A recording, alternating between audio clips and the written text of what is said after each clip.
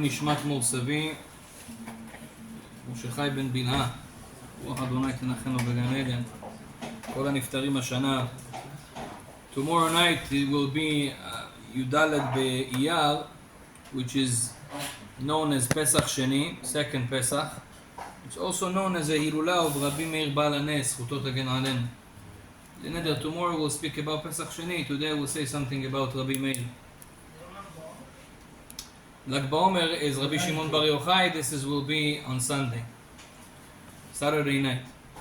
Aval, few days before Lag BaOmer, we have Rabbi Meir Baal haNess. There is a whole machloket, there is an argument if his Be'emet Yortzai, the day that he passed away, is on Yudalet Be'iyar. We're not getting into it. Anyhow, all Am Yisrael accepted this as the day of Rabbi Meir Baal haNess. Rabbi Meir Baal haNess, because we're learning Pirkei Avot now, maybe we'll learn some inspiration and some Avodat HaMidot, working on our character traits from Rabbi Meir's stories. Rabbi Meir Baal haNess was known as a person of Shalom Bayit. He was trying, there's few midrashim. One midrash say that one time Rabbi Meir Baal haNess heard that there is a couple that always fight on Friday night. Always there's fights in their house. He couldn't let it be. He said, I have to do something. He went for Shabbat to stay around the area where they live. So he knew that when he's gonna come to their house, when they fight, right away they see the Rebbe, they will stop fighting. He can speak to them, help them to do some shalom, to do some peace. And that's what happened. Rabbi Meir, every time that he heard that there's fights, he was coming down, knocking the door, Shalom Aleichem, Anishma, how are you? What's happening? And he was helping them. After a whole weekend or a few days that he was there, Baruch Hashem, there was shalom between the husband and the wife. Rabbi Meir saw the Satan, the evil. He saw him very sad. He said, Ma kara lecha, what happened to you? He says, you kicked me out from their house. I was there all the time. You kicked me out. You made peace between them. There's another midrash. We see how Rabbi Meir was very careful to do Shalom Bayit. It's a very known midrash as well, that Rabbi Meir used to give a shiur Torah, and one day he made the shiur Torah a little bit longer. You know, sometimes there's more things to talk about. You see that the audience they want to hear more. So he made the shiur Torah longer. There was a lady in the shiur Torah that she came home very late. The husband was a tough man, very strict. He told her, hello, what's happening?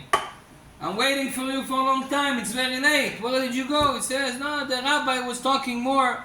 The lecture was longer. The rabbi, because of him, you're coming late. He doesn't know that the lady is his husband, that they need to come home. Started to get angry at the rabbi, and he said, this rabbi, don't come home until you spit in his face. After you spit in his face, you can come home. She was very gentle lady. She was listening to her. She was scared of him. She went to speak with someone said her friends. She told her friends, what I'm gonna do. He said to spit at the face of the rabbi. If not, I'm not coming home. How can I spit at the face of the rabbi? Rabbi Meir Baal haNess, Hashem Yishmor. And then Rabbi Meir Yad Ruach HaKodesh. One day, Rabbi Meir see this lady walking, and he was in the yeshiva. He told the students, come here, my eyes hurts. He said, Ma kara, Kvod Harav? He says, according to Sgulot, Rabbi Meir was a Sgulot guy, Sgulot rabbi. The Sgulot say that if a lady spit in your face, in your eyes 7 times, it's a segula that your eyes will be, Bezrat Hashem, healed.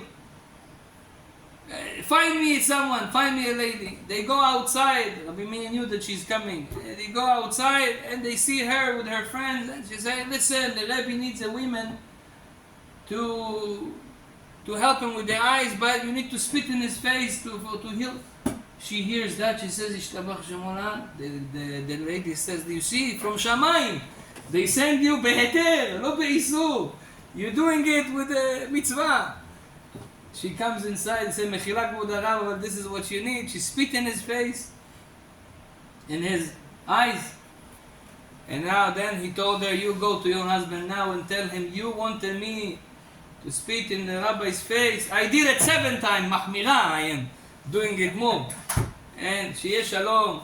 The Talmidim, the student told him, כבוד הרב, מה זה בהשתנו? This is a busha, this is an embarrassment to see such a thing. How do you do those things? It's not kavod for the rabbis. The rabbis needs to keep their kavod, their respect. He says, listen, if HaKadosh Baruch Hu says, erase my name for shalom, for peace between a husband and a wife, so who am I, to get a little bit down, embarrassment for shalom bay. This is Rabbi Meir Baal haNess. That's how he was running, even embarrassing himself to do shalom. I think we learn from that, Rabotai. Sometimes you hear there's a family that something is happening there. Don't sit in the corner and say, okay, this is their problem. שישתדרו לבד. This is they should, no, do something. If you cannot do something, go tell the rabbi, כבוד הרב, this and that. It's not לשון הרע, it's לתועלת, there's a problem here, there, חס ושלום, they're going to divorce. If nobody's going to help them, do shalom bayit. If you hear, you have to try like Aaron HaKohen, like Rabbi Meir Baal haNess, and not just between husband and a wife. Someone, you see, 2 partners, they have a business, and חתול שחור עבר ביניהם. They say, black cat was crossing them. Yeah? Something happened. You go, do something, speak to them. Try to make shalom, and HaKadosh Baruch Hu will pay you a big reward in this world and the world to come. Amen. כן יהי רצון. ברוך ה' לעולם, אמן ואמן.